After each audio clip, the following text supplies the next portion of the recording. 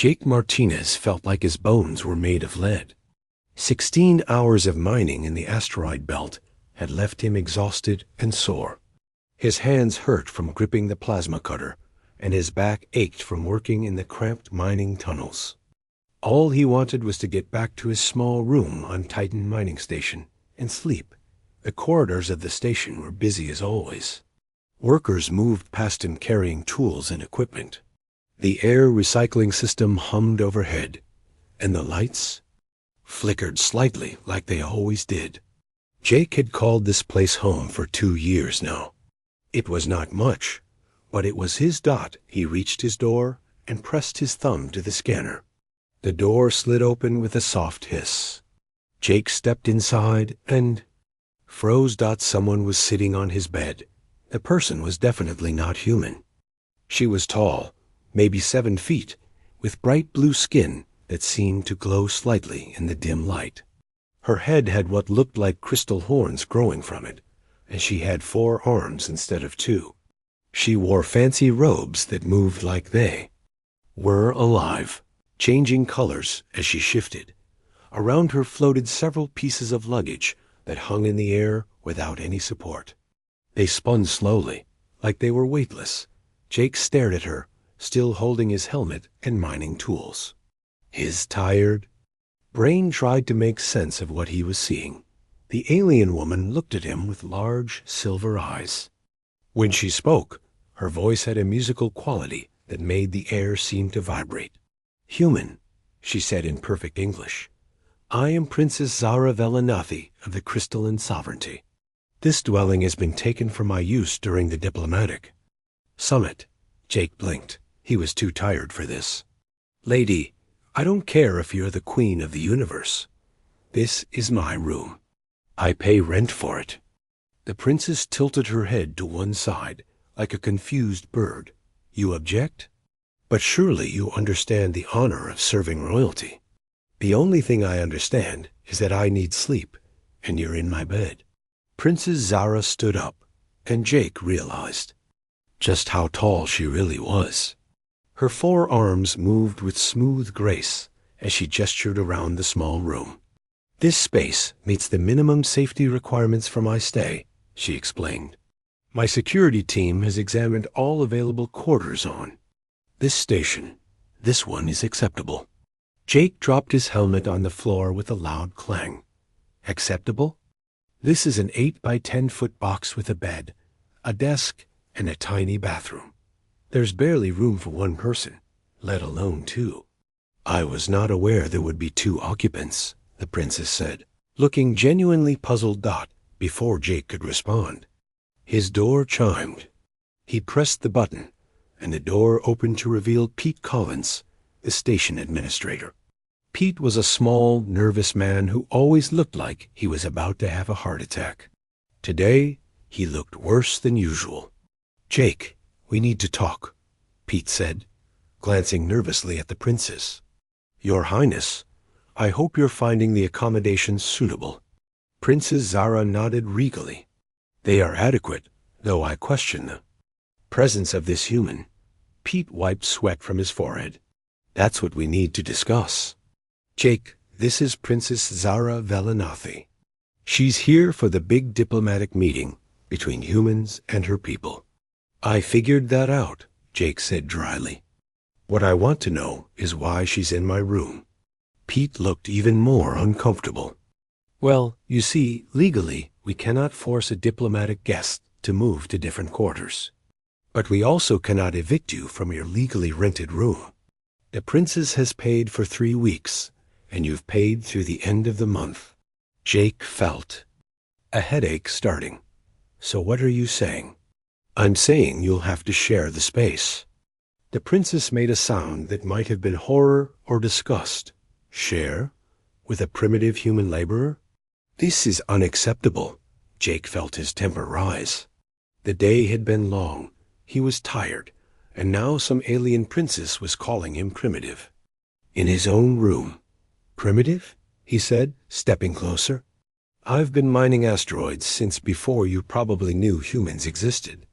I work 16-hour shifts in conditions that would kill most people. I keep this station running so people like you can have your fancy diplomatic meetings. If that makes me primitive, then I'm proud to be primitive." Princess Zara stared at him with those silver eyes. She had probably never been spoken to like that in her entire life. Pete held up his hands. "Look, I know this isn't ideal for either of you, but it's only for 3 weeks. Surely you can both be civilized about this." Jake looked around his tiny room. The bed was barely big enough for one person. There was no couch, no extra space. The floor was hard metal plating. "Where exactly am I supposed to sleep?" he asked. "I require the sleeping platform," Princess Zara said firmly. "My physiology demands proper rest to maintain my health." "My physiology demands sleep too," Jake shot back. "And it's my bed." Pete looked like he wanted to disappear. "Maybe you could take turns? Or Jake, you could sleep on the floor for a few nights until we figure something else out." Jake wanted to argue more, but he was too tired. He looked at his bank account balance on his wrist display. He had been saving every credit for months to get a transfer back to Earth. He could not afford to lose his security deposit or pay for. "New quarters. Fine," he said finally. "But I want it on record that this is not my choice." Princess Zara did not look happy either. "This arrangement is highly irregular. I have never shared living quarters with anyone, much less a member of a lesser species." "Lesser species?" Jake's tiredness was quickly being replaced by anger. Pete stepped between them. "Let's all just try to get along. Princess, humans might seem different from your people, but we're not actually lesser. Jake here is one of our best miners. And Jake, the princess, is royalty. Her people have technology we can barely understand." Princess Zara looked around the small room again. "I suppose I have no choice. But I require certain accommodations. The lighting must be adjusted for my sleep cycle. The temperature must be precisely controlled. And I will need space for my meditation crystals." Jake sank down into his desk.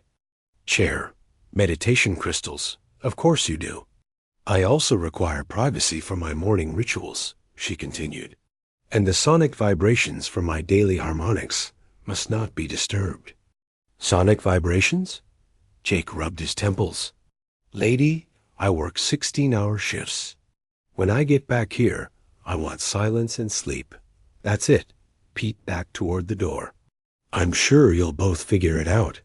The diplomatic summit is very important for human-alien relations. Let's all try to make this work." He escaped through the door before either of them could protest further. Jake and Princess Zara stared at each other across the tiny room. Her floating luggage continued to spin slowly in the air. The princess had 4 arms crossed in what was probably the alien version of being annoyed. "This is highly improper," she said finally. "Tell me about it," Jake muttered. He looked at his narrow bed, then at the hard floor. "I guess I'm sleeping on the deck plating." "Deck plating?" "The floor, metal floor." Jake pulled a spare blanket from his storage locker. "Welcome to human luxury accommodations, Your Highness." Princess Zara watched him spread the blanket on the floor. "You are actually going to sleep there? Unless you want to trade places." She looked at the thin blanket on the hard floor, then at the narrow bed. "I require proper rest for diplomatic functions." "Right." Jake lay down on the blanket and immediately felt how uncomfortable it was. "Just try not to step on me in the morning." The princess settled herself on the bed, her robes arranging themselves around her automatically. The room felt even smaller, now with both of them in it. "Human," she said after a few minutes of silence. "Jake, my name is Jake." "Jake, do your people always accommodate guests so poorly?" Jake stared at the ceiling. "Do your people always take other people's beds without asking?" There was another long silence. "This is going to be a very long 3 weeks," Princess Zara said quietly. Jake closed his eyes, and tried to find a comfortable position on the hard floor. "Tell me about it, Princess." Outside their small room, the station continued its endless work of mining asteroids and keeping humans alive in the cold darkness of space. Neither Jake nor Princess Zara knew that their forced cohabitation would change both of their lives forever. Jake had been asleep for maybe 3 hours when the noise started. At first, he thought it was the station's machinery acting up again. A low humming sound filled the room, making the metal walls vibrate slightly. Then the humming became musical, rising and falling in patterns that seemed to follow some kind of rhythm. Jake opened his eyes and saw Princess Zara sitting cross-legged on his bed. Her 4 arms were positioned in different poses, and her crystal horns were glowing with soft blue light. The floating luggage around her had arranged itself in a circle, and each piece was glowing too. The musical humming was coming from her. Jake sat up on his blanket, his back aching from the hard floor. "What are you doing?" Princess Zara opened her silver eyes. "Morning meditation. It is required for my mental and physical health." "It's 5 in the morning," Jake said, checking his wrist display. "And you're making the walls shake." "I begin at dawn, as is proper. The harmonic vibrations align my bioenergy with the cosmic frequencies." Jake rubbed his face. "Could you maybe align your bioenergy a little quieter? Some of us need sleep." The princess looked genuinely confused. "Sleep is not productive. Meditation provides far greater restoration. Maybe for you. Humans need 8 hours of sleep, not 3 hours of sleep plus alien humming." Princess Zara stopped her meditation and stood up. "I require precise environmental conditions for this ritual. The temperature must be exactly 18.3 degrees Celsius. The humidity must be 42%, and the lighting must be full spectrum to properly energize my crystals." Jake watched as she moved to what he thought was his climate control panel. She touched it with one of her 4 hands, and suddenly the display changed to symbols he did not recognize. "Hey, don't mess with that," Jake said, getting to his feet. "That controls the life support for this room." "Your primitive systems are inadequate," the princess replied. "I have made necessary improvements." The room's temperature immediately started changing. Jake felt the air getting cooler and more humid. The lights brightened to an almost blinding white and made his eyes water. "Change it back," Jake said firmly. "This is the optimal environment for my needs." "Well, it's not optimal. For mine, I can barely see, and it's getting cold enough to freeze." Princess Zara continued adjusting the controls. "Your comfort is secondary to my diplomatic requirements." Jake had dealt with difficult people before, but never someone who thought they owned his room and his life support system. His temper, already short from lack of sleep, finally snapped.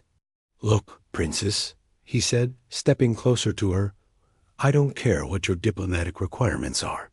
This is my room, those are my controls, and you will change them back right now." All 4 of her arms stopped moving. She turned to face him, and Jake realized that she was not used to being told what to do by anyone, especially not by a human. "You dare give me orders?" she asked, her musical voice carrying a dangerous edge. "In my room, yes, I do." They stared at each other for a long moment. Jake was tired, annoyed, and definitely not in the mood to back down. Princess Zara looked like she had never encountered such disrespect in her life. Before either of them could say anything else, Jake's alarm went off. "Time for work.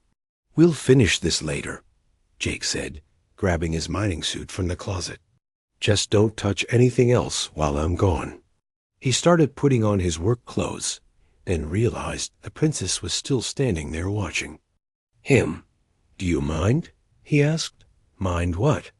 "I need to change clothes. Could you turn around or something?" Princess Zara tilted her head. "Your modesty customs are strange. All humans have the same basic anatomy. Just turn around, please." She did. All four arms crossed in what was definitely annoyance. Jake quickly changed into his mining suit and grabbed his helmet and tools. "I'll be back in 16 hours, he said. "Try not to redecorate my room while I'm gone." "I make no promises," the princess replied, without turning around. Jake left for work with a headache and 3 hours of sleep. When he returned that evening, he found that Princess Zara had definitely not listened to him. His room looked completely different. The walls had been pushed outward somehow, making the space nearly twice as large. Where there had been one small bed, there was now what looked like a proper sleeping area with elegant alien furniture. The tiny bathroom had been expanded and filled with devices Jake did not recognize, and everything was glowing with soft blue light. Jake stood in the doorway, trying to process what he was seeing. "What did you do?" Princess Zara emerged from what used to be his bathroom, looking pleased with herself. "I corrected the obvious design flaws in this dwelling. It is now suitable for both of us." Before Jake could respond, alarms started going off throughout the station. The emergency lights began flashing, and the intercom crackled to life. "All personnel to emergency stations. Hull breach detected in Sector 7. This is not a drill." Jake's door chimed urgently, and Lisa Park, the station's chief engineer, came rushing in. She was a tough woman in her 40s who had been keeping the station running for longer than Jake had been there. "Jake, we need ... She started, then stopped and stared at the transformed room. What the hell happened in here? The princess decided to redecorate, Jake said grimly. Lisa looked around at the expanded walls and alien technology. Her face went from surprise to anger to outright fury. "Do you have any idea what kind of stress you've put on the hull integrity?" she demanded, turning to Princess Zara. "This is a mining station, not some pleasure palace. We have specific load limits and structural requirements." Princess Zara looked unconcerned. "Your construction methods are primitive and inefficient. I have merely corrected the obvious design flaws." "Design flaws?" Lisa's voice rose dangerously. "Lady, this station has been operating safely in one of the most dangerous asteroid fields in known space for over a decade. We've survived solar storms, asteroid impacts, and equipment failures that would destroy most ships. Our designs work because they have to work." "Your materials are inferior," the princess replied calmly. "Your engineering principles are outdated. This structure should have been rebuilt centuries ago according to proper standards." Jake saw Lisa's hands clench into fists. He had never seen her this angry before. "Listen here, Your Highness," Lisa said, stepping closer to the princess. "I've been an engineer for 25 years. I've designed systems that keep thousands of people alive in environments that would kill you in seconds. This station processes more raw materials in a month than your entire star system probably produces in a year. We do it with equipment held together by spare parts and determination, and we do it because we have to."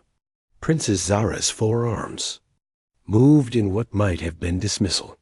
Crude necessity is not the same as proper engineering. Crude necessity? Jake found himself getting angry too. "Princess, do you know what it takes to mine asteroids? Do you know what happens when your air recycling system breaks down 3 million kilometers from the nearest help? We don't have the luxury of perfect materials and unlimited resources. We make do with what we have, and we make it work." The princess looked between Jake and Lisa, and for the first time, she seemed to realize that she might have made a mistake. "Was merely trying to improve living conditions," she said, but her voice was less confident than before. Lisa pulled out a scanner and started checking the walls. "The structural modifications you made are destabilizing the entire sector. We're going to have to evacuate 17 rooms and reinforce the hull plating before this section collapses." "Collapses?" Princess Zara looked genuinely surprised. "Yes, collapses, as in falls apart, as in kills everyone in this section of the station. Lisa's scanner was beeping urgently. Jake, we need to clear this area now. Jake looked around his transformed room. The alien furniture was beautiful, and the expanded space was definitely more comfortable. But if it was going to kill people, it had to go. Can you change it back? He asked the princess. Princess Zara's 4 arms moved uncertainly. Ah, yes, but I do not understand why this is necessary. My improvements are clearly superior. Because superior doesn't mean anything if it kills people, Jake said. Lisa, how long do we have? Maybe an hour before the stress fractures spread to the main support beams, Lisa replied, still scanning. After that, we lose hull integrity. Princess Zara stared at them both. Your lives are truly in danger? Our lives, your life, and about 50 other people in this section, Lisa said bluntly. For a long moment, the princess said nothing. Jake could see her thinking, trying to understand how her improvements could be dangerous. Finally, she raised all 4 arms and touched devices. Jake had not even noticed. The room began to change back, the walls moving inward, the alien furniture disappearing, the expanded bathroom shrinking back to its original size. Within minutes, Jake's room looked exactly like it had before, except now it felt even smaller. After seeing what it could be, Lisa's scanner stopped beeping. Structural integrity restored, she said, sounding relieved. No permanent damage. She left to check the rest of the sector, leaving Jake and Princess Zara alone in the cramped room. I do not understand, the princess said quietly. My modifications were objectively better in every way. Jake sat down heavily in his desk chair. Maybe they were, but better doesn't always mean safer. We build things the way we do because we've... Jake had been living with Princess Zara for exactly 1 week. When everything went wrong, it started like any other day.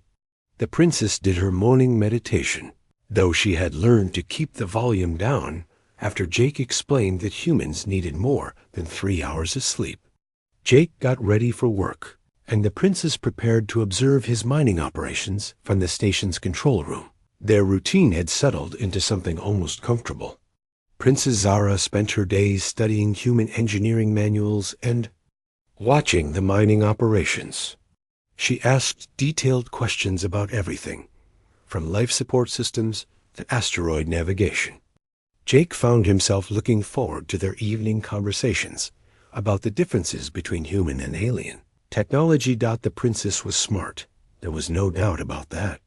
She could read technical manuals faster than Jake could turn pages. And she understood complex systems after just one explanation. But more importantly, she was starting to understand why humans built things the way they did. Your people planned for failure, she had said the night before. Every system has a backup, and every backup has a backup.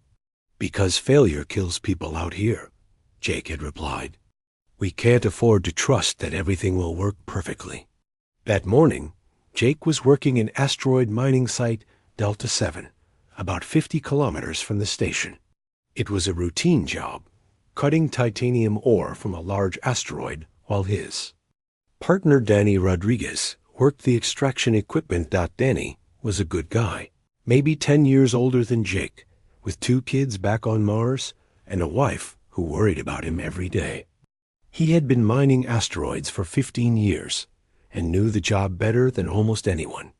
This is a good rock, Danny said over the comm as Jake guided his plasma cutter through the ore seam. High-quality titanium, minimal impurities. We'll make quota early today. Jake nodded, concentrating on his work. The plasma cutter had to be handled carefully. One wrong move could damage the ore or worse, puncture someone's suit. Back on the station, Princess Zara sat in the control room with Lisa Park, watching the mining operations on the main display. Lisa had been teaching her about asteroid mining procedures, and the princess had proven to be a surprisingly good student. The miners must maintain constant communication, Lisa explained. If someone stops responding, we assume the worst and send immediate help. Princess Zara watched Jake and Danny working together with practiced efficiency. Their coordination is impressive. No wasted movements.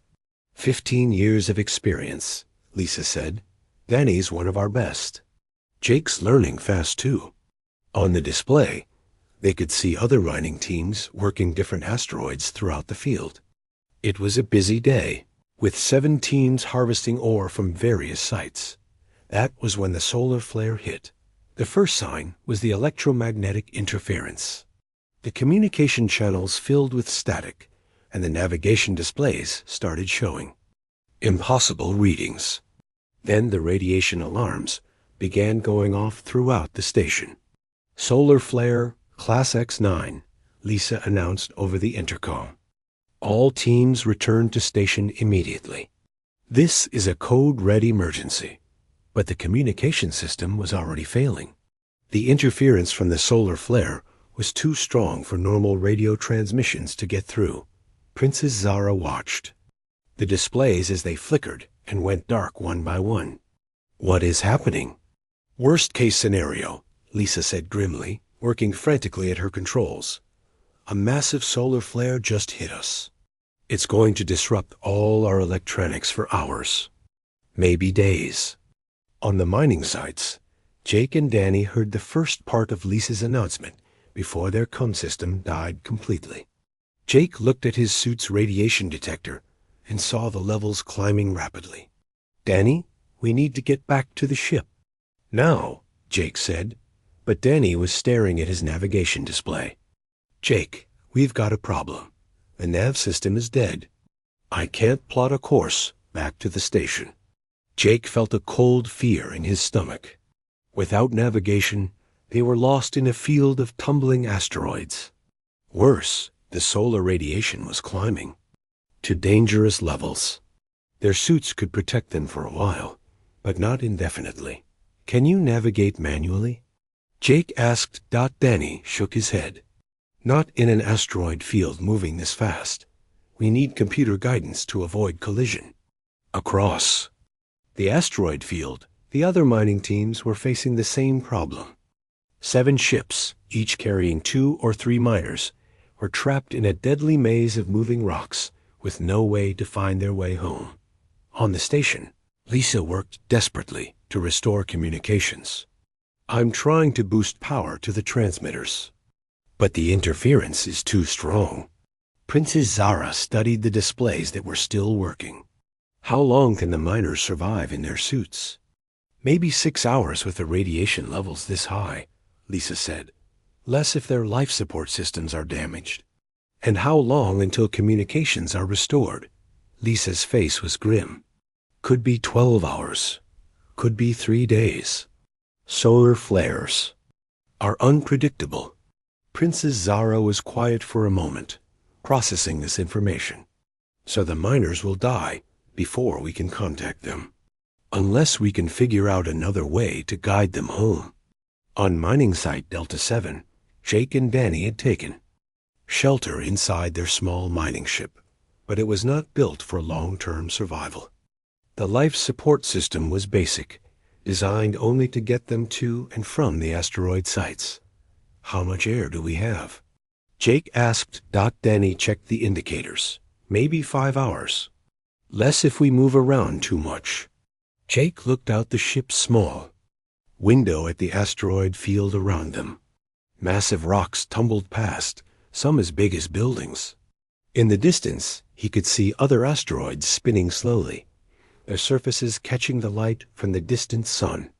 There, Danny said, pointing. Is that Martinez Team 3? Jake looked where Danny was pointing and saw another small mining ship drifting near a large asteroid. I think so. But they're too far away to reach with our comm system. And even if we could reach them, they're as lost as we are.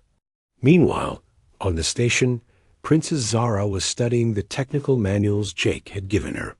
She had been reading about the station's communication systems, and an idea was forming in her. Mind, Lisa, she said suddenly. What if we could punch through the interference using a focused transmission? Lisa looked up from her attempts to repair the main communications array. Focused how? We don't have the power to overcome this level of interference. But my people's ship does. Princess Zara stood up, her forearms moving with sudden purpose. The diplomatic vessel has quantum communication systems. They are not affected by electromagnetic interference. Lisa stared at her. You could contact the miners? I could contact my ship, yes. But my people's technology is not compatible with your navigation systems. What about a combined approach? Lisa asked, thinking quickly. Your ship handles the communication? Our people handle the navigation guidance? Princess Zara nodded. It is possible, but it would require someone who understands both technologies. They looked at each other, realizing the same thing. Princess Zara understood human navigation systems now, thanks to her week of study. And she had access to alien communication technology. I need to get to your ship, Princess Zara said. The docking bay is on the other side of the station, Lisa replied. And with the radiation levels this high, the corridors are dangerous. How dangerous? Lisa checked her radiation monitors. Dangerous enough to cause serious health problems. Maybe fatal with extended exposure. Princess Zara was quiet for a moment, thinking. Then she straightened up, and Lisa saw something change in her expression. This was no longer a curious alien student. This was royalty making a command decision. The miners will die if we do nothing, Princess Zara said. I will accept the risk. Lisa nodded. I'll come with you. No, you are needed here to coordinate the rescue once communications are restored.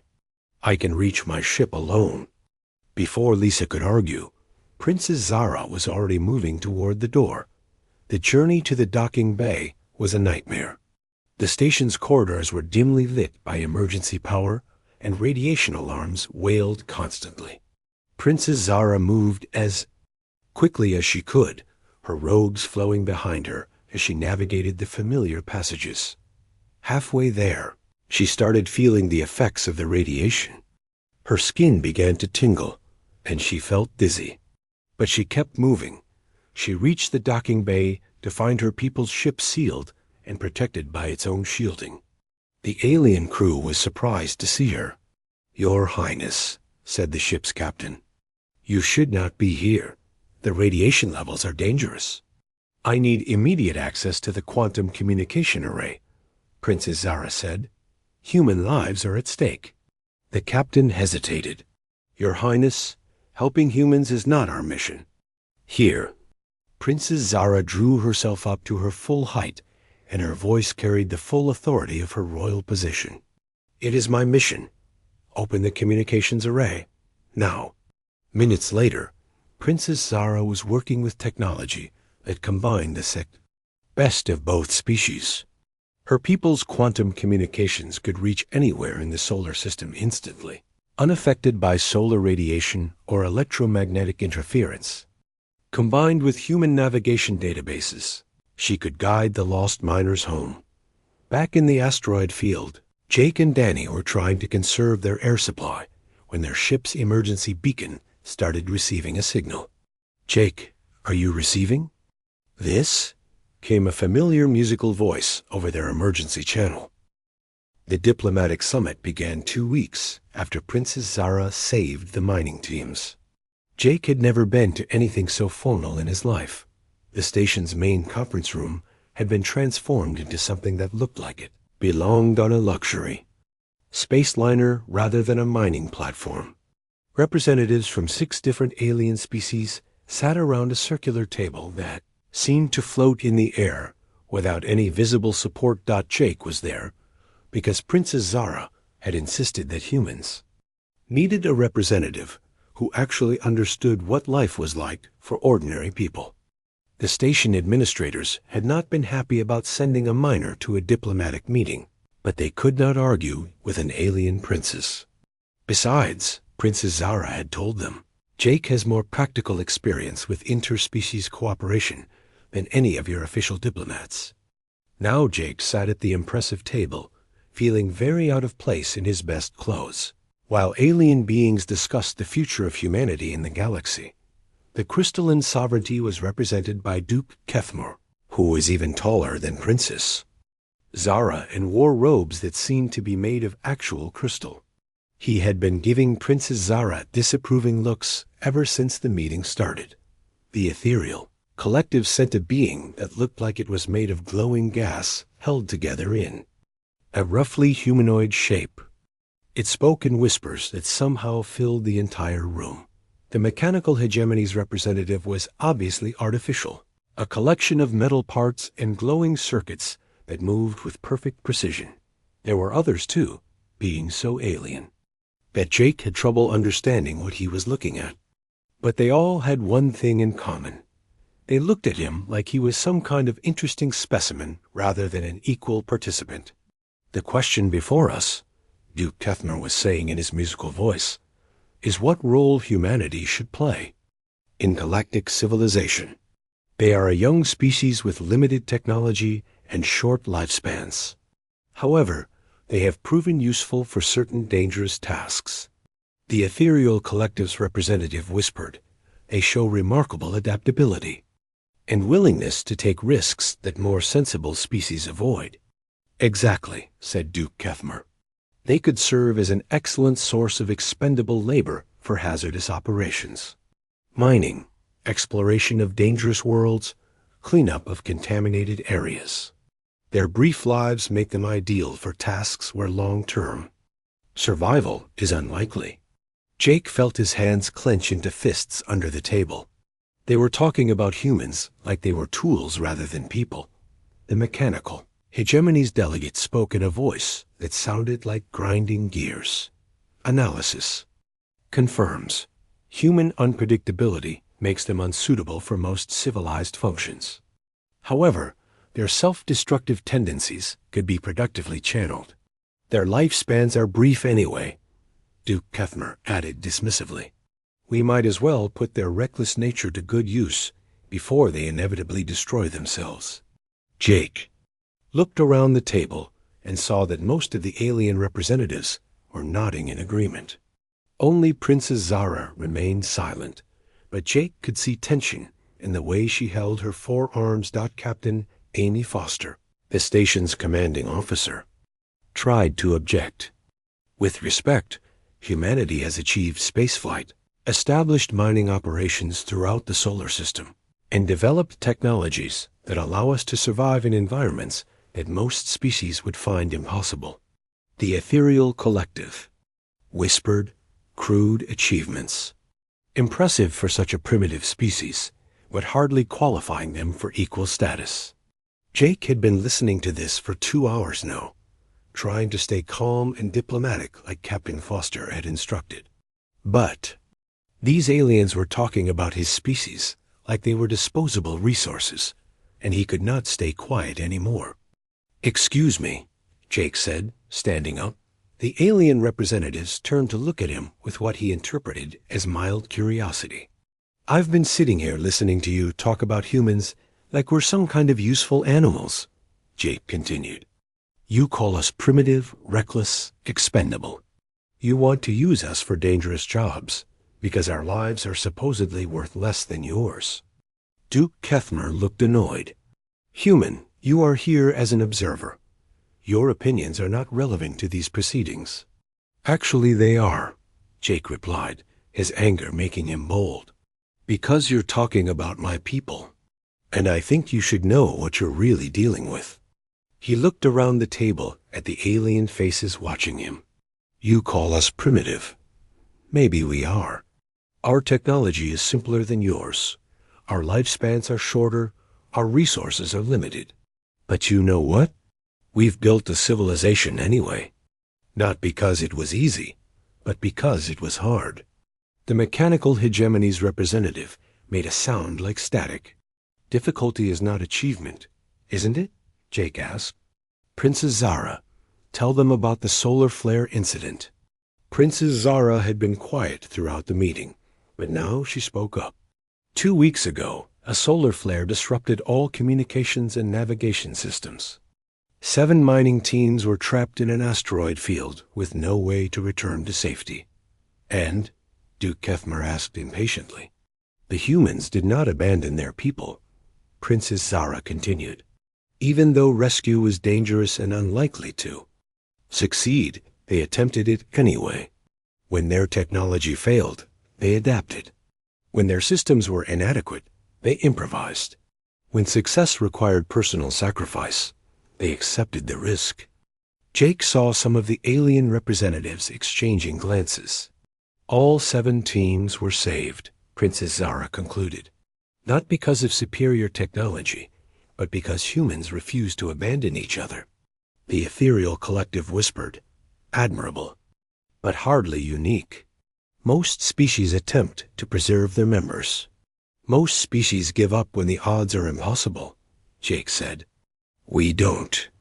When the reactor on this station nearly went critical 5 years ago, the evacuation ships could have saved the alien visitors and left the human crew behind. Instead, our engineers stayed to fix the problem, knowing they might die in the attempt. They succeeded? Asked a representative Jake had not heard speak before. They succeeded. 12 humans spent 6 hours in a radiation field that should have killed them, jury-rigging repairs with spare parts and tools that were never designed for that kind of emergency. They saved everyone on the station, including the aliens who were ready to abandon us. Jake walked to the room's large window that looked out over the asteroid field. Mining ships moved between the tumbling rocks like tiny dancers, harvesting the raw materials that would become starships and space stations. You see dangerous, expendable workers, Jake said. I see people who go into that asteroid field every day knowing that one mistake, one equipment failure, one moment of bad luck could kill them. They do it anyway, because the work needs to be done, and someone has to do it. He turned back to face the assembled aliens. You want to know what makes humans valuable? It's not that we're willing to die for you. It's that when everything goes wrong, when your perfect technology fails and your careful plans fall apart, when the situation is hopeless and the smart thing to do is run away. You want us on your side, because we'll stay, and we'll fight, and we'll find a way to make it work. The room was quiet for a long moment. Duke Kethmer broke the silence. Pretty words, human. But bravery without wisdom is merely stupidity. And wisdom without courage is cowardice, Jake replied. Which would you rather have backing you up when the chips are down? Princess Zara stood up suddenly, all 4 arms trembling with what Jake recognized as anger. Enough, she said, her musical voice carrying a note of authority that made everyone pay attention. I have listened to this discussion with growing disgust. You speak of humans as if they were tools rather than people. You dismiss their achievements as primitive and their sacrifices as meaningless. Duke Kethmer's crystal robes chimed as he shifted. Zara, you have spent too much time among these creatures. It has clouded your judgment. Has it? Princess Zara asked.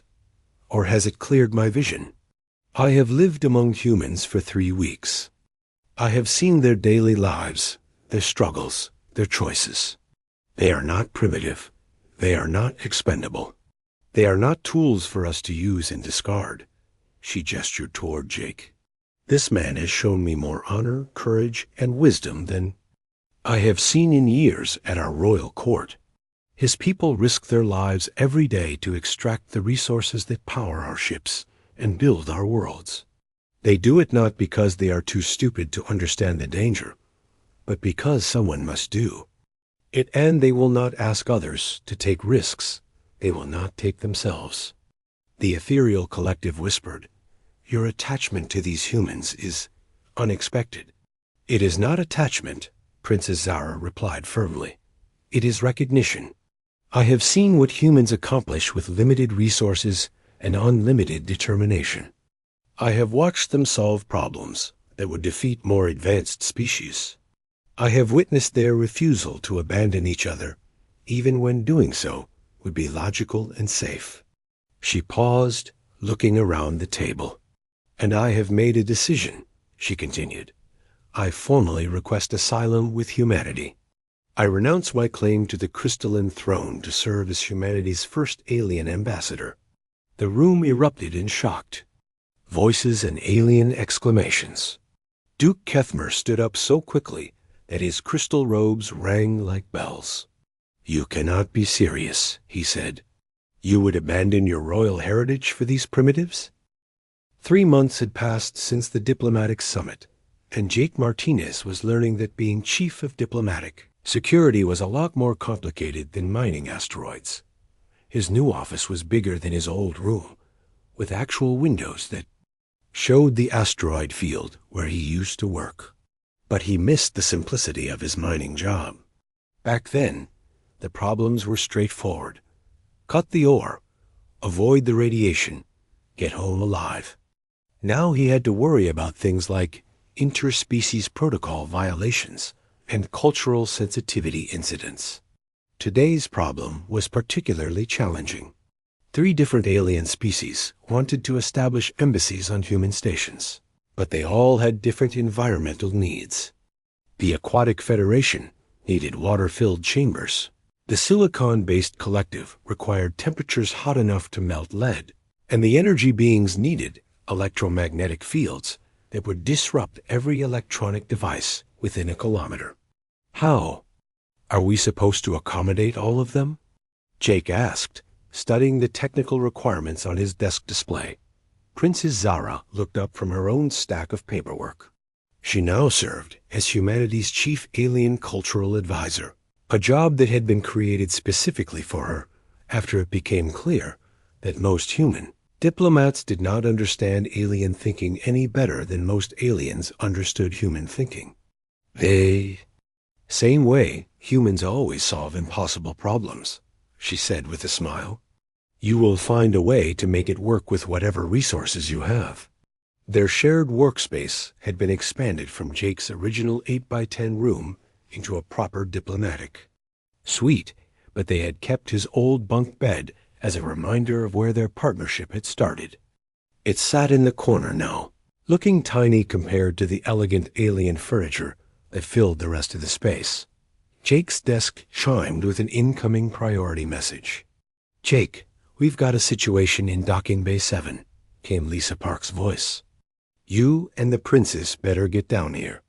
They hurried through the station corridors, past the construction areas where new sections were being built to accommodate alien visitors. The station had grown enormously in the past few months as more species expressed interest in working with humans. Docking Bay 7 was in chaos when they arrived. A sleek alien ship had just docked, and its occupants were in what looked like a heated argument with the human dock workers. The aliens were tall and thin with silver skin and no visible mouths. They communicated through flashing patterns of colored lights on their foreheads. What's the problem? Jake asked Lisa. The Luminous Hegemony Delegation, Lisa replied, pointing at the silver aliens. They're claiming that our docking procedures violate their religious beliefs. Apparently, our magnetic clamps interfere with their spiritual light patterns. Jake looked at the flashing lights on the aliens' heads. They were pulsing rapidly in what he assumed was agitation. Can we dock them without the magnetic clamps? He asked. Not safely. Without the clamps, their ship could drift into the asteroid field if we lose artificial gravity. Princess Zara approached the Luminous Hegemony delegates and began communicating, with them using a device that translated the light patterns into sound. After several minutes of rapid flashing, she turned back to Jake. They say that magnetic fields disrupt their connection to what they call the universal light source, she explained. It would be like asking humans to hold their breath for the entire visit. Jake rubbed his temples. This was exactly the kind of problem that made him miss the simplicity of mining work. Okay, he said finally. Lisa, can we modify Docking Bay 3 to use mechanical clamps instead of magnetic ones? Lisa looked skeptical. It would take at least 2 weeks to redesign the system, and mechanical clamps are less reliable. But they would work? Probably. As long as nothing goes wrong. Jake looked at the agitated aliens, then at Princess Zara. Princess, explain to them that we'll modify a docking bay to meet their needs. But it will take time, and there's some additional risk involved. Princess Zara translated, and the aliens' light patterns changed to what Jake hoped was a more positive color. They are grateful for our willingness to accommodate their beliefs, Princess Zara reported. They offer to share their advanced lighting technology to help with the modification. 2 weeks later, Docking Bay 3 had been transformed into something that looked like it belonged on an alien ship rather than a human station. Mechanical clamps replaced the magnetic ones, and the entire bay was filled with beautiful, shifting patterns of light that the luminous hegemony, delegates said, made them feel at home. The modification had cost a significant amount of resources and required Jake's team to work around the clock, but it worked. The aliens were happy, and they had brought advanced lighting technology that was already being used to improve other parts of the station. Another impossible problem solved. Princess Zara observed as they watched the successful docking procedure. Yeah, but there are 5 more species waiting to visit next month, Jake replied, each with their own impossible requirements. Princess Zara laughed, a sound that still surprised Jake even after months of hearing it. When they had first met, she had been so formal and rigid. Now she seemed more relaxed, more human in some ways. Jake, she said, do you remember what you told me about human engineering? That it's adapted to solve problems other species have never faced? Yeah. I think human diplomacy works the same way. You do not have perfect solutions or unlimited resources, but you find ways to make things work anyway. They were interrupted by Jake's communicator beeping with another priority message. Jake, Princess Zara, please report to the main conference room immediately, came Captain Foster's voice. We have visitors. The main conference room was crowded when they arrived. Captain Foster was there, along with Lisa Park, Pete Collins, and several other senior station personnel. But what caught Jake's attention was the group of aliens standing near the large window. There were representatives from at least 8 different species, including some Jake had never seen before. Duke Kefmer was there too, looking as disapproving as ever in his crystal robes. Ah, Jake, Princess Zara, Captain Foster said, please join us. We were just discussing the proposal. What proposal? Jake asked. Duke Kefmer stepped forward, his robes chiming softly. The Galactic Council has been observing humanity's diplomatic efforts over the past 3 months. Your creative solutions to interspecies cooperation have attracted considerable attention. Princess Zara moved to stand beside Jake, her forearms crossed in a gesture he recognized as wariness. Several species have requested that humanity serve as mediators for their own diplomatic disputes. Duke Kefmer continued. Apparently, your ability to find practical solutions to seemingly impossible problems is seen as valuable. The ethereal collective's representative whispered. The Aquatic Federation and the Silicon-based collective have been unable to establish direct relations due to environmental incompatibility. They request human assistance in creating neutral meeting spaces. A new alien, one that looked like a walking tree made of metal, spoke in a voice like grinding gears. The mechanical hegemony and the organic alliance have fundamental philosophical differences about the nature of life. Human perspectives might provide useful mediation. Jake looked around the room at all the alien faces watching him expectantly. You want us to help solve problems between alien species? He asked. More than that, Duke Kefmer said. The Galactic Council is prepared to offer humanity full membership, with Earth as the location for a new diplomatic mediation center. Humans would serve as neutral arbitrators for interspecies disputes. Jake felt his head spinning. A few months ago, aliens had considered humans barely worthy of notice. Now they wanted humanity to help run galactic diplomacy. Why? He asked. Why us? The ethereal collective whispered. Because you find ways to make impossible things work. Because you adapt to any challenge. Because you refuse to give up when others would declare a problem unsolvable. Princess Zara stepped forward. And because, she added, humans understand that the best solutions are not always the most elegant ones. Sometimes you need practical answers rather than perfect theories. Duke Kethmer looked uncomfortable. The Council recognizes that human methods, while crude, are often effective. Your species has a talent for compromise and improvisation that more advanced civilizations seem to have lost. Jake thought about the past 3 months. The modified docking bays, the environmental systems that now supported 6 different alien species, the communication networks that had been jury-rigged to work with dozens of different technologies.